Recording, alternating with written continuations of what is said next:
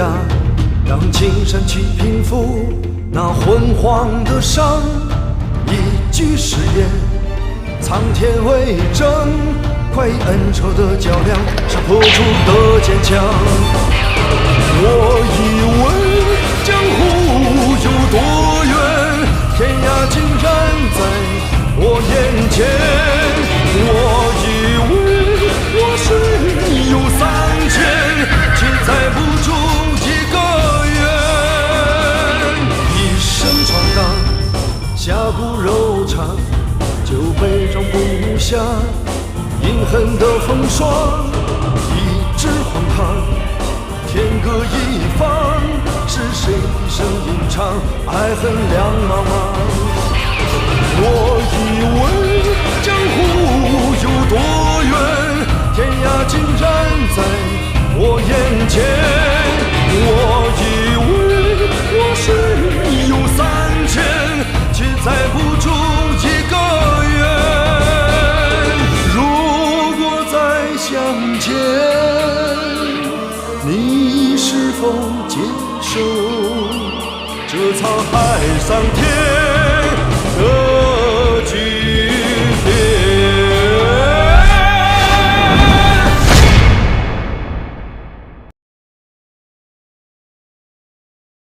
我也没吃饭，我肚子怎么就不咕噜咕噜的呢？你说你们俩这咕噜咕噜咕噜咕噜，这烦不烦呢？哎呦，我肚子没咕噜咕噜的，我也没咕噜咕噜的呀。没咕噜，那谁在咕噜？难道我在咕噜？没咕噜啊！哎呀，当家的，不是你在咕噜咕噜，也不是我们在咕噜咕噜，是他在咕噜咕噜吗？哎呀，鸽子，交给我了。瞄准点啊！放心，别打歪了。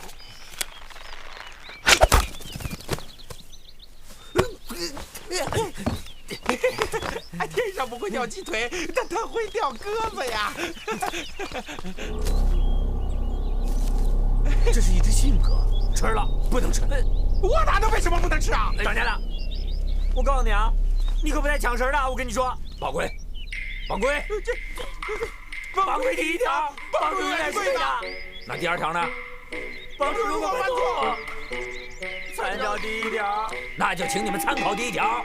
当家的，你看看我们哥们多成什么样了？对呀，你也不能无视啊你啊！站住！哎呀，我不是要把这只鸽子给烤了吃了，我是要把它交给咱们最敬爱的师傅啊！哎呀，当家的，咱们师傅不愁吃不愁喝的，用不着咱孝敬，咱们还是孝敬自己的肚子吧。烤了，烤了，行了。你们去找点别的东西孝敬自己的肚子吧！啊，我要带着这只忧国忧民的鸽子去给朝廷办事儿了。师傅，哎呀，师傅，您瞧，你的宝贝徒儿带什么东西来孝敬您了？下回你要是再不敲门就敢进来，我要你的命！好，那我现在就敲。师傅。你看，上次我把您的信鸽给吃了，我心里很不落忍，真是害您发了好大一顿脾气。这次我一眼就认出它是只信鸽，它一从醉月楼飞出来，我就把它给抓住了，来送给您啊。以后呢，您就不要再生您宝贝徒儿的气了啊。给您。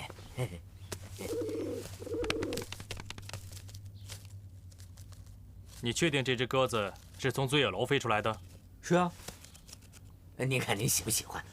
您要是瞧不上眼，我把它给烤喽，给您吃了。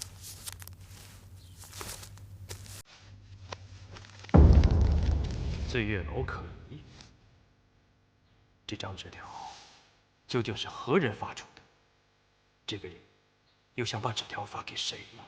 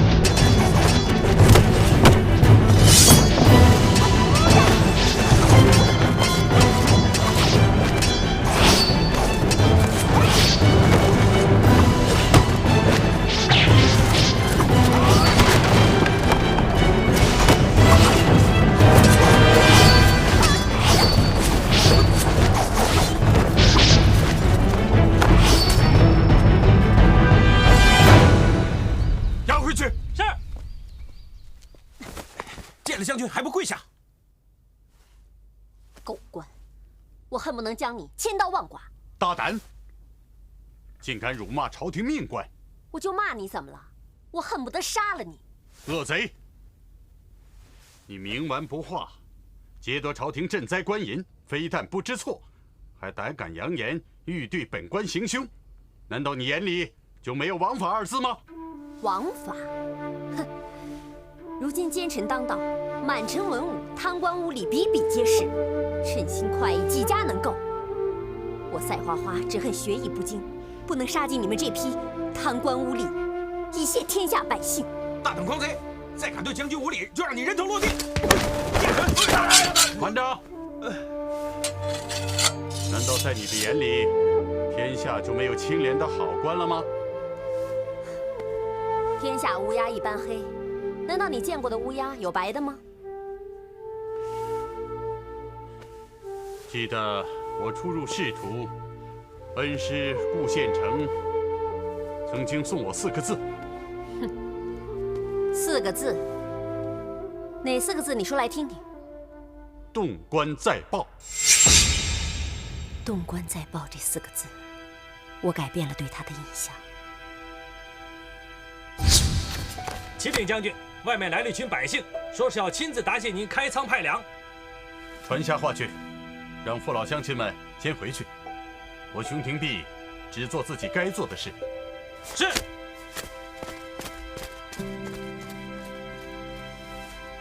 没有想到，如今这世道上居然还有像你这样的好官，肯为百姓着想。你开仓派粮，就是为了百姓。唉，我知道，当朝阉宦魏忠贤完全弄术，朝中正直忠良所剩寥寥。我熊某更当清廉为官，既晚从必狂朝。 这什么跟什么呀？哎，你又来了，又说那些我听不懂的话了。你的意思不就是你要当一个爱民如子的好官，动官在报嘛，对不对？哎呀，我都懂了，我都学会了。来，你这是干什么？把我绑起来啊！哎呀，你是一个好官，我认栽了。哎呀，我劫了官银，你爱怎么着怎么着吧。哎呀，你走吧。我犯了罪。 你还让我走啊？你虽然做的不对，但是为了救助灾民，情有可悯。你走吧。看样子，他真是只白色的乌鸦，是个好官，而且还是个顶天立地的真英雄、真汉子。结果，我就跟了他。 华姨，华姨，你叫我来干什么？你这话问的不是废话吗？啊！我让你进房间来，当然是要对你干一些不能让别人知道的事儿。那华姨，你就是想干一些别人见不得的事儿，你也应该让我有个心理准备啊！这太急了。急？我当然急了，这事我都想了很久了。反正这也是早晚的事儿。 拖也拖不了了，今天不管你愿意也好，你不愿意也罢，这事儿我一定要把它给办妥了，不能再拖了。你让我平静一下好不好？我真的没想好，你饶了我吧。你休想啊你！你就乖乖认命吧。等，与其挣扎没有用，那我就，你就怎么样？我就开始吧。 来吧！你以为我会跟你客气啊？来啊！哎呀！这啊！这上哪儿去？过来！喏，谁呀？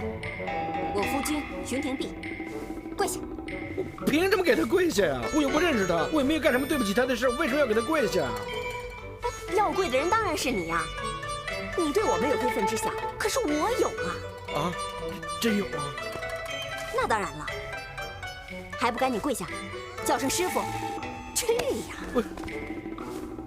我凭什么呀？我也不认识他，我连他是方的、圆的、尖的、扁的我都不知道，我凭什么叫他师傅啊？我凭什么呀？叫他师傅我干嘛呀？什么叫辈分？你懂不懂啊？好想知道。我问你，你那个会飞不会停的轻功是谁教的？是你。那我再问你，被你练成猪形爪的虎形拳，还有玉女拈花手，是谁传授给你的？也是你。那不就得了？那论辈论分，你该喊我什么呀？我该喊你师傅。可是我是女人，准确的说，你该喊我一声师母啊、师娘啊。那你对我的先父不就应该叫他一声师爹、师傅什么的？这有错吗？我有点乱。照理说应该是这样的。这不就得了吗？你还不赶紧跪下？你想当个不孝弟子啊你啊？不，花姨，你千万别动怒。反正这屋也没别的人，我拜谁不是拜？这男的不是这你父亲叫什么？熊廷弼。我是用男的拜还是用女的拜啊？都用。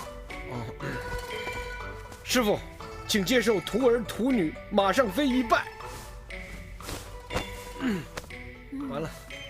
现在既然你已经成了我们家死鬼的关门弟子，那现在师娘我要你在你师傅的灵前发下毒誓。啊？好好练功，负起一个男人应尽的责任。就算是肝脑涂地、撕心裂肺，拼了你那条小命，你也要保护好醉月楼上上下下的安全。同时，你还要继承你师傅惩奸除恶、除强扶弱的遗愿，否则你就会乱箭穿心、五雷轰顶、血溅五步、身首异处，喝茶给水呛死，吃饭给米粒噎死，出门让狗咬死，上茅房让屎熏死。花姨，我从今以后不准再叫花姨，要叫师娘，别失了辈分。师娘，都挺好的，可是这责任未免也太大了吧？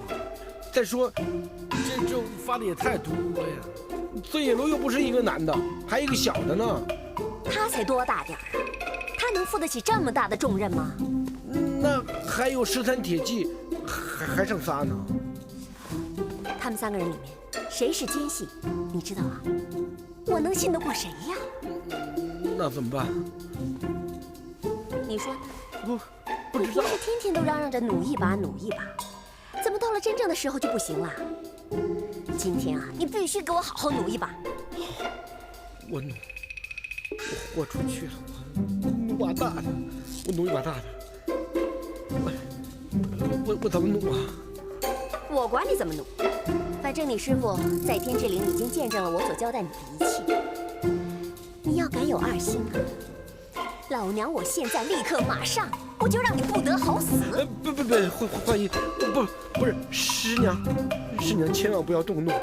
如果你要真怪罪徒儿，你打在徒儿身上，实际上是疼在师娘心上。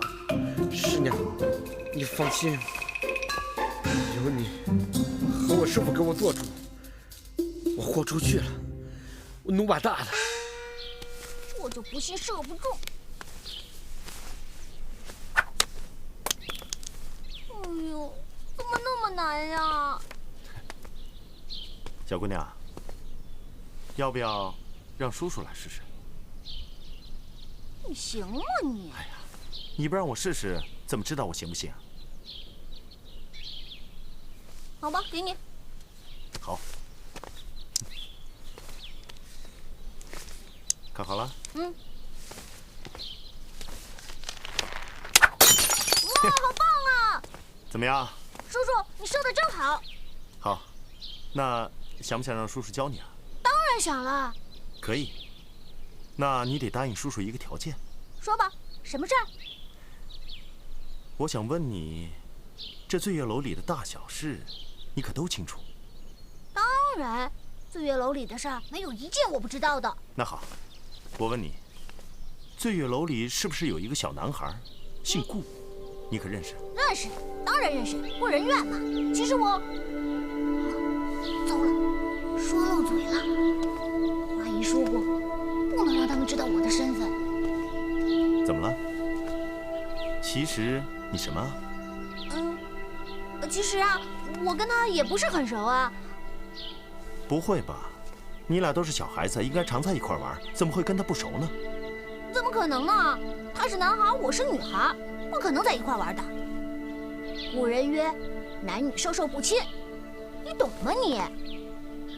那你为什么会喜欢玩这弹弓呢？《论语》你知道吗？诗书礼义春，射御半礼乐，书数成人人。知道射御是什么意思吗？就是弹弓的意思。所以说嘛，要想成为一名仁人，这个四书五经不但要读好啊，弹弓啊也要射得准。你明白吗？可是我记得这古人也说过，女子无才便是德。你是个姑娘家，怎么会喜欢玩这男孩喜欢的东西呢？因为……而且，为什么你会饱读诗书？是谁教你的？是我教的。这位姑娘是？小女子姓杨，是醉月楼的一名舞娘。哈，还真没想到，这醉月楼里居然有满腹经纶的姑娘。这有什么好大惊小怪的？不过隔行如隔山，就算你不知道，也并不稀奇。作为一名舞娘，不仅要学会武艺，还要粗略经纶，这样才能培养成不俗的气质。花姨买来这个小女孩，是想将她培养成舞娘，所以我教她读书识字，也没有什么好奇怪的吧？姑娘说的是。小姑娘，看来只好改日有机会再教你弹弓了。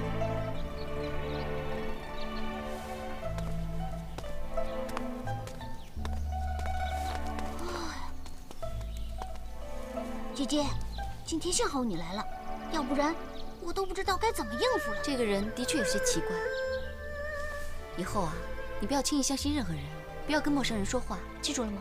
走走。哎呀，快放了我，不然休想我把秘密告诉你们。行了行了行了，别鬼哭狼嚎的。你快说，你到底发现了什么不得了的秘密？你给我松绑，我就告诉你。把他给我扔回茅房去。是。哎，别！我说还不行吗？那就赶紧说，我可是出了名的没耐性、急脾气。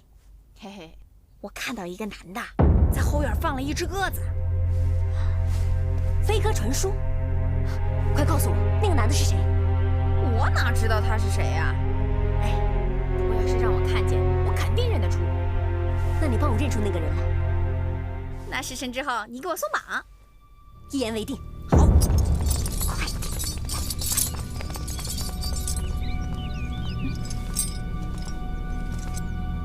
来，再添点。快一点，看清楚了没有？中间那个。那个。中间那个。哇，你认出了那个人，你不会不讲信用吧？我这个人，这急脾气是出了名的，可是我从来不讲信用。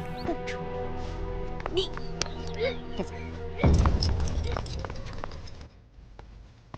花姨，你确定石破天就是朝廷派来的内奸吗？那个曾爱弟说了，亲眼看见他在后院放了传信的飞鸽，这还能有错啊？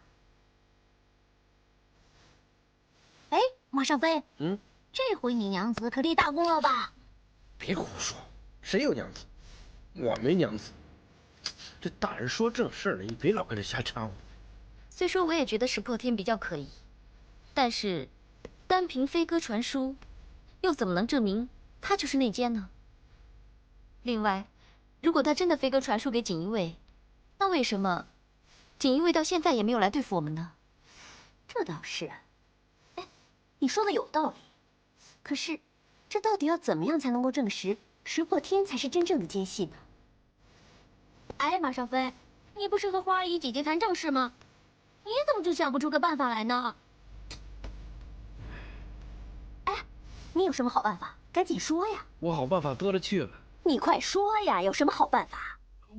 我在想出这个好办法之前，还想再想出一个比这还好的办法。先想出另外一个办法，什么办法？办法太多了，你让我整理一下啊。去，你这说了不等于白说嘛？还以为你这猪脑袋能想出什么好办法？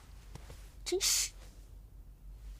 哎，有了，我想到一个好办法，这个办法可以试试。人愿，你想到什么办法了？快说！你们想想，袁将军除了想找我之外，还想找什么？你爷爷的官印啊！答对了！快告诉我们呀！小小的年纪还学会卖关子了。我们呀，只要把官印上的图文拿出来，那个内奸见到了，肯定急着把他送出去，自然不会惦记我们了。这什么跟什么呀？我怎么听得一头雾水啊？我明白人愿的意思了。我曾听风尘双侠说过，魏忠贤抢走那个铁盒，必须要用顾大人的官印图文当钥匙才能打开。如果让那个奸细拿到了官印图文，他一定会迫不及待地交给魏忠贤。那这样一来，他就不会再理会人愿了。答对了，姐姐真聪明。办法是你想出来的，所以啊，你更聪明。可是要把官印图文交给内奸，那不等于助纣为虐吗？哎呀，不行，你这办法不行。哎，欢姨啊，不，娘，啊不，是娘，这回你没我聪明了。我们可以把一假的图文给他们，不就解决了吗？啊，华尚飞，既然你的笨脑袋都开窍了，那这个光荣任务就交给你了。怎么又是我？别乱动！给我墨汁！老爷，我叫你老爷，你快点行吗？我受不了！哎呀！叫你别乱动！哎呦，要不然我就画歪了。我是说少爷，有桌子为什么不用，非要在我身上画呀？哎呀，桌子上画线太直了，在你背上画才有篆刻的感觉。你别乱动啊！还好，你不是岳飞他娘，他娘用针扎。你还都提醒我了。你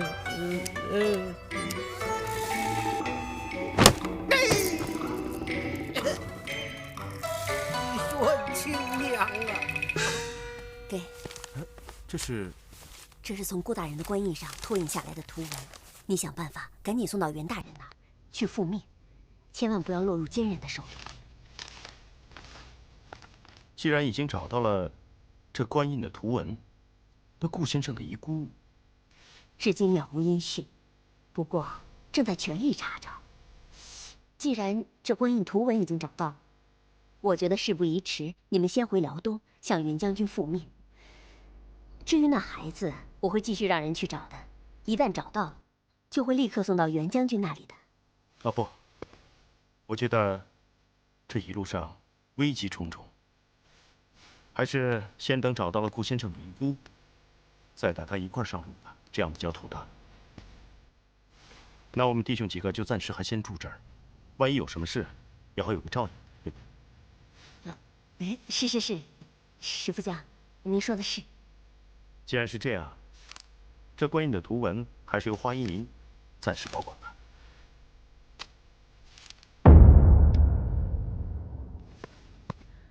石破天把官印的图文还给你了，这我也出乎意料啊。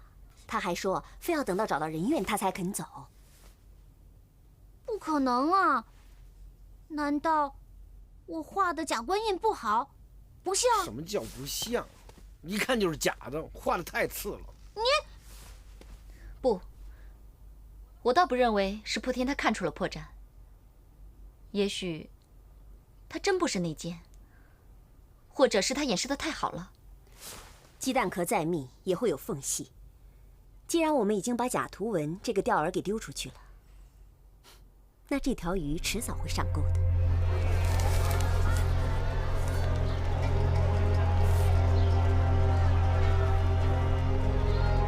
如果是13铁骑向袁崇焕求援的话，那这余孽必定藏身醉月楼中。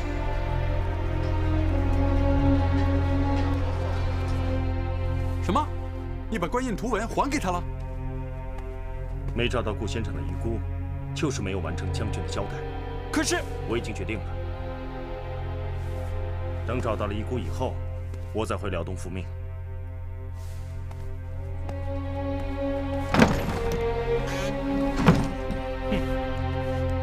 他到现在都不肯回辽东啊！哎，肯定是为了争头功啊！每次有什么功劳都给他抢，想想真是不甘心。哎，大家多年的兄弟啊，可不能胡来啊！没事，我就说说而已嘛。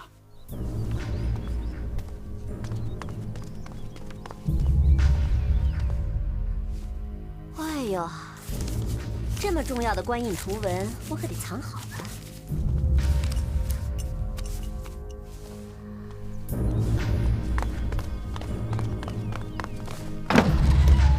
花姨，冬晴，找我有事吗？大厅有几位大爷正等着你呢，非让你去不可。好，好，好，我这就去。想多赚几个钱容易吗？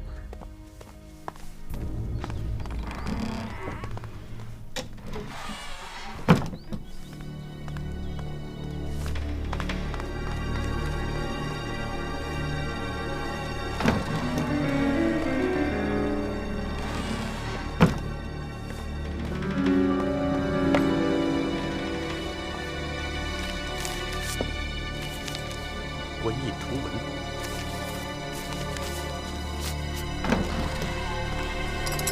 我打！耶，飞了！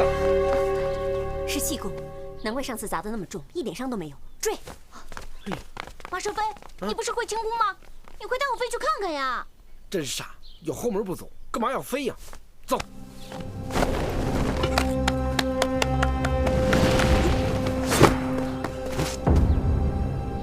余孽，你已无路可走。叶红影，好眼力！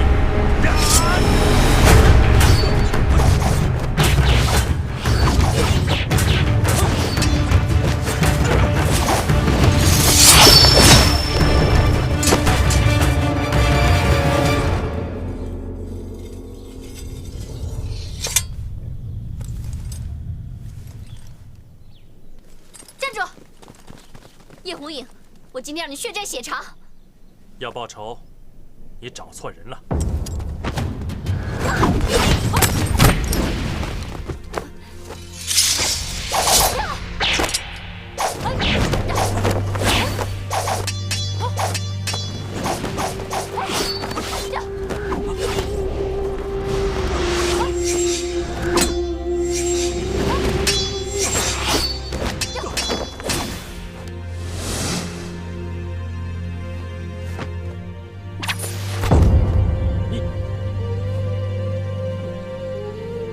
明刀明剑的，的确不是你的对手，但论暗器，你就差一点。卑鄙！对付你这种丧尽天良的狗贼，今天我就卑鄙你了。冬晴，他已经被我的银针封住了穴道，你赶紧杀了他，给你爹报仇。杀父之仇不共戴天，今天你有这个下场，完全是你罪有应得。我自无愧于天地，杀了我，若能泄你心头之恨，尽快动手吧。你别以为我会心慈手软。爹爹爹爹，爹爹，你别杀英雄哥哥，他是好人。他是好人，他杀了你爷爷，你居然还说他是好人？他不是害死我爷爷的凶手，我认得。英雄哥哥还救过我呢。英雄哥哥，你快告诉姐姐，你不是害死他爹的凶手。我没必要再回答一次。如果你真不是害死我爹的凶手，那你为什么不肯告诉我，谁才是真凶？能说的我都说了。你，冬晴姑娘，依我看，这个狗贼还真不像杀你爹的凶手。如果你这一剑要下去，就有可能真的找不到杀你爹的凶手了。要不这样吧，花姨，你不是最懂得拿酷刑逼问人的吗？我？姐姐想知道害死他爹的凶手是谁。我们可以把英雄哥哥抓回醉月楼，慢慢的逼问呢。什么呀？你这是出的什么馊主意啊？我抓他回去，那我还得养他呀。哎呦我的天哪！哎呀，哎呀没事。哎，马少飞，你干嘛呀？你别弄伤了英雄哥哥。你吓死我了！你至于的吗你？伺候你这小少爷我还不够，你又勾动一大老爷。你看。行了行了，任怨，你别拿他当大爷伺候了。叶红影，只要你一天不肯说实话，我们就绝不会让你活着离开这儿。花姨，莺莺燕燕说已经找到那间了，是不是江郎？嗯。那他人呢？让他给杀了。什么？你，我杀了你，给兄弟报仇！慢着，事情还没有弄清楚，不能随便杀人，不得放肆。石破天，叶红影，你这个恶贯满盈的，总算也有今天。恶贯满盈的人是你们，燕云13英。什么？燕云13英？这是怎么回事啊？我真恨当初没有杀了你，为民除害。没想到，像你们这些丧尽天良的恶贼，居然现在也能使朝廷愤怒，成为袁崇焕的部下。那群恶贼啊，现在成了袁将军的手下。就是站在你面前的什么13铁骑。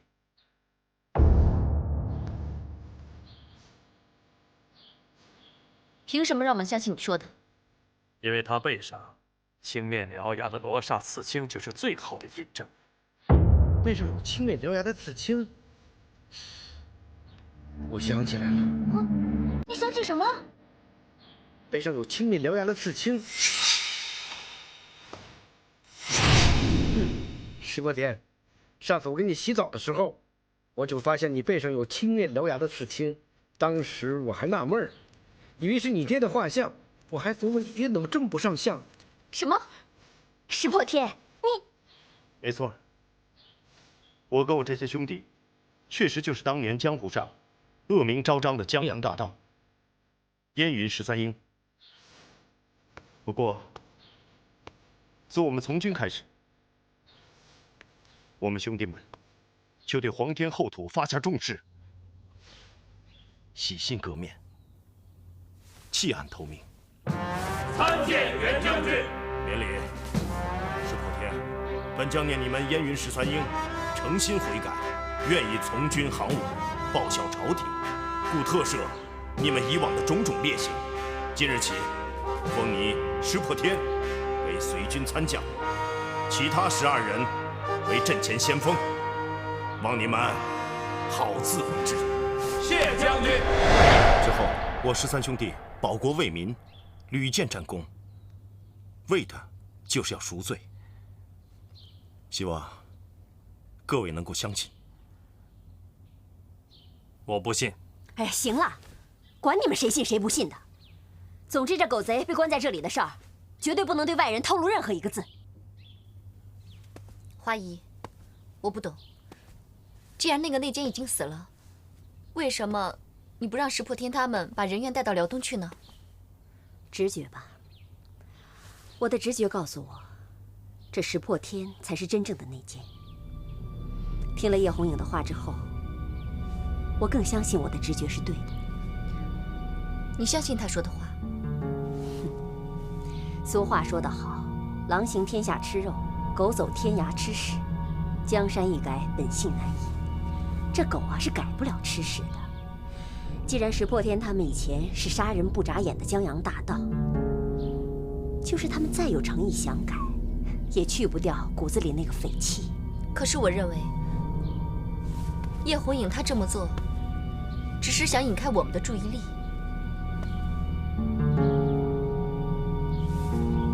他这个狗贼，我见到他就想将他千刀万剐。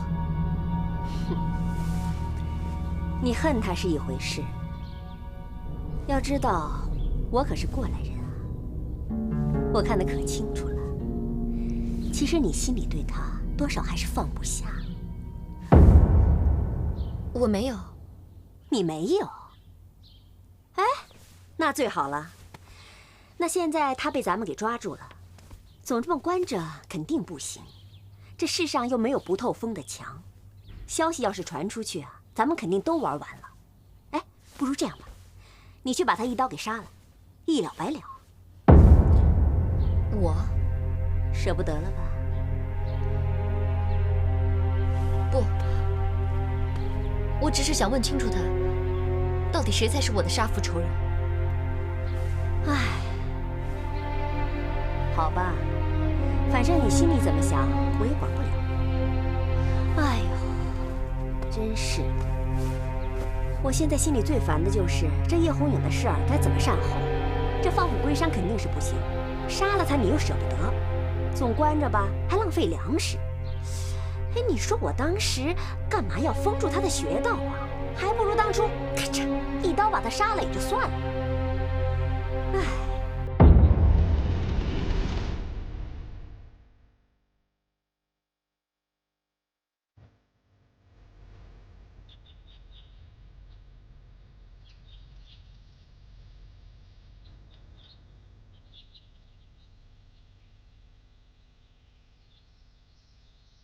不行，我不能就这么被困死在这儿，必须赶紧设法解开身上的穴道。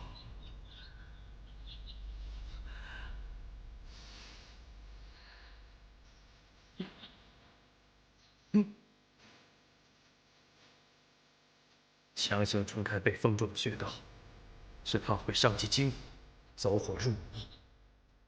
我答应过任伯伯照顾冬青。石破天心狠手辣，若继续留在醉月楼，只怕对冬青不利。我必须设法让冬青看清楚石破天的真面目。哎，我说小少爷，你等会儿再把胳膊甩出去，别练了行不行？咱们现在是女人，女人要端庄一些，端庄。女人是不能练剑的，容易被人说成是贱人。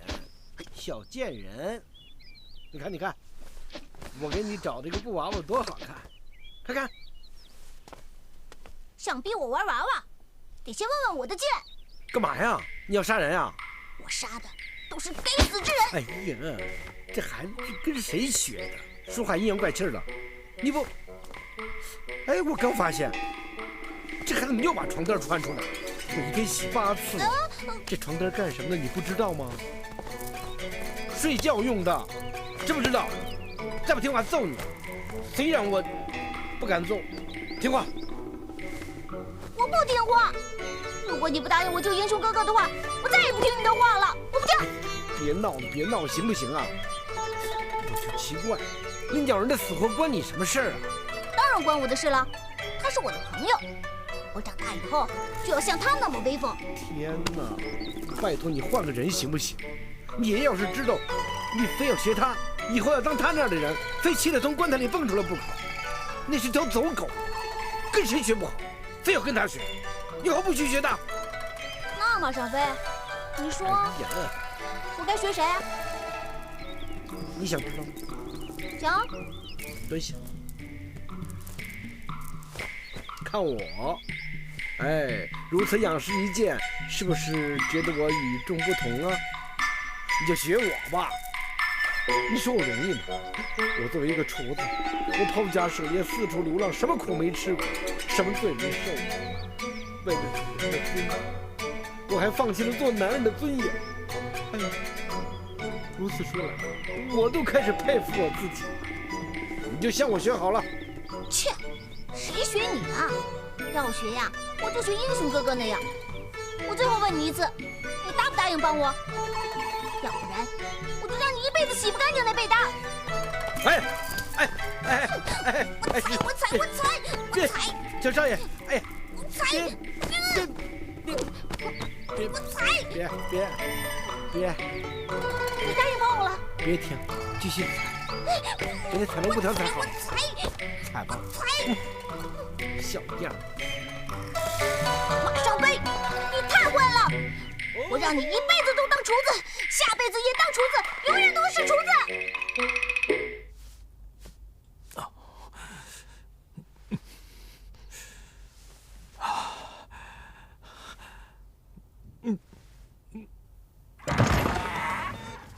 英雄哥哥，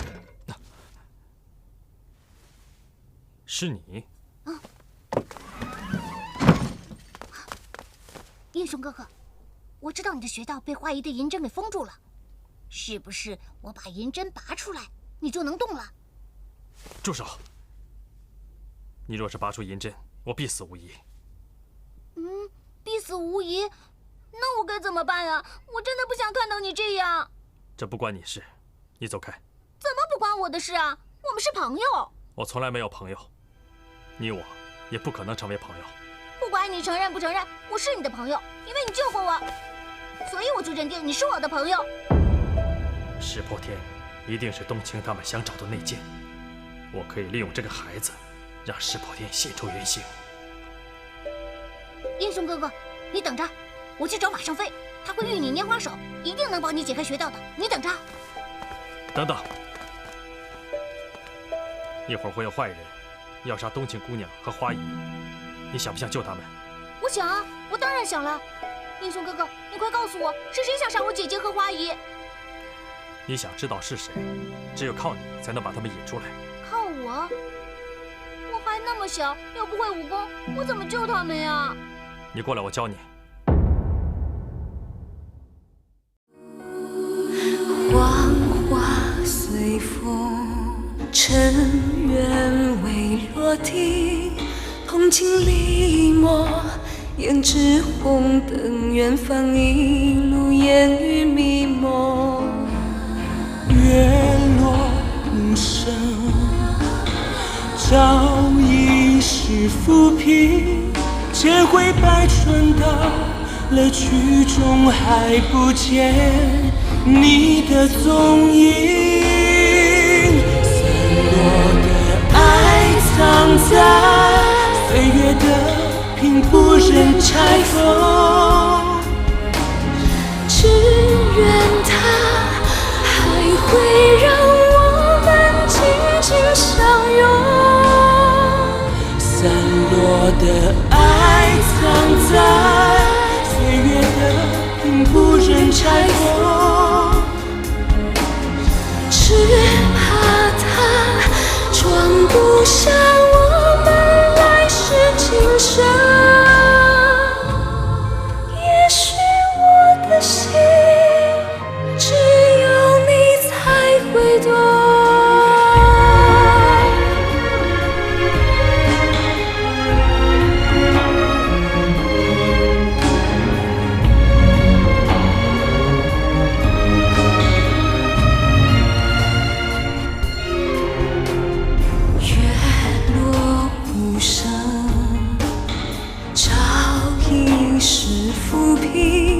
千回百转到了曲终，还不见你的踪影。散落的爱藏在岁月的瓶，不忍拆封。只愿它还会让我们紧紧相拥。落的爱藏在岁月的瓶，不忍拆封。只怕它装不下我们来世今生。